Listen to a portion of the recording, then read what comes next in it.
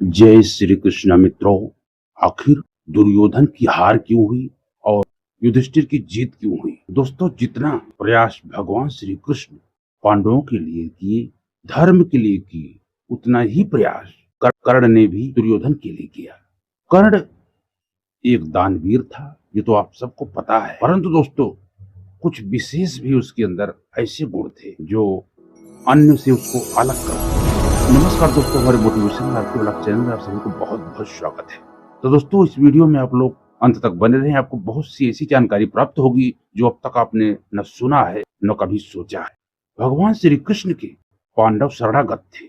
भगवान श्री कृष्ण जो कुछ कहते थे वो पांडव सिर्फ सुनते नहीं थे, पांडव उसको अपने जीवन में उतारते भी थे, अमल भी करते थे, धारण करते थे। परंतु दुर्योधन, ये फर्क देखिए दोस्तों, यहाँ सारी बातें आंख मूंद करके मानी जा रही है, बड़े भाव से, बड़े प्रेम से, परंतु दुर्योधन उल्टा करता था। दुर्योधन हमेशा विपरीत कार्य करता था, अपने हिसाब से काम करता था, जिद में काम करता था। जब भीम पुत्र घटोत्कच आया था मारने के लिए, जब युद्ध में वह तांडव मचा दिया, तो दुर्योधन बौखला गया। और ये नीति, ये रणनीति, ये राजनीति, ये कूटनीति, ये भगवान श्री कृष्ण की ही चाल थी।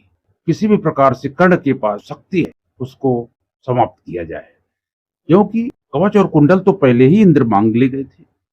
अब वो शक्ति ही थी जो अर्जुन के लिए घातक थी।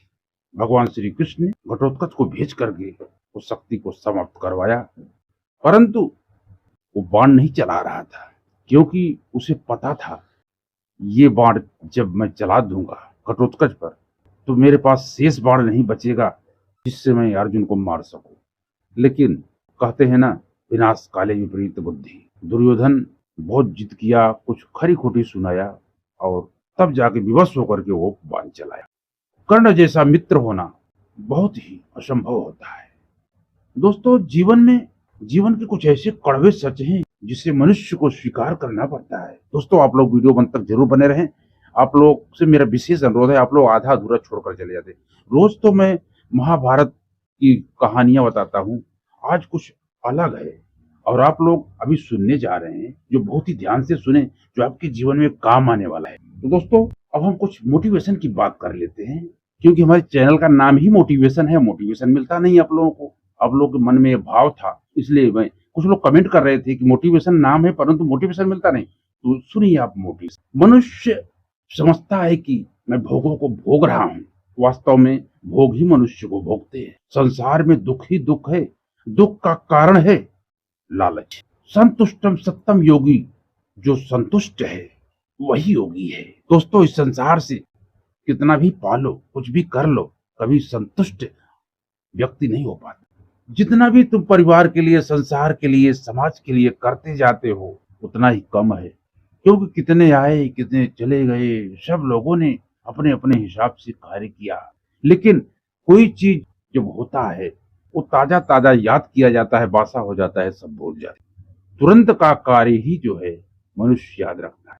इसलिए संसार में जितना हो सके जियो, परंतु कुछ परमात्मा के लिए जियो, अपने आत्मा की संतुष्टि के लिए भी जियो, अपने मन की संतुष्टि के लिए ही मत जियो, अपने मुक्ति के लिए भी जियो। एक ऐसा बालक जो मृत जन्मा था, एक मूर्ख दीर्घायु बालक होने से काफी बेहतर होता है मित्रों, क्योंकि मृत जन्मा बालक तो एक क्षण के लिए दुख देता है, लेकिन मूर्ख बालक अपने माता पिता को जिंदगी भर दुख की अग्नि में जलाता रहता है।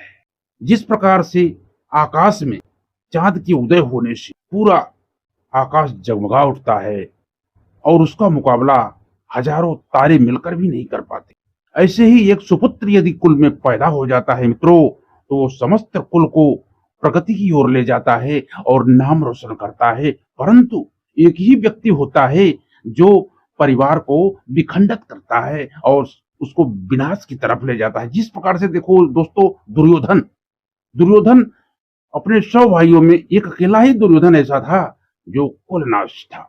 ये जब पैदा हुआ था दोस्तों, तब विदुर ने कहा था कि इस बालक को फेंक दिया जाए, क्योंकि ये अपशकुन है, ये अशुभ है और यह पूरा कौरव को विनाश की तरफ ले जाएगा।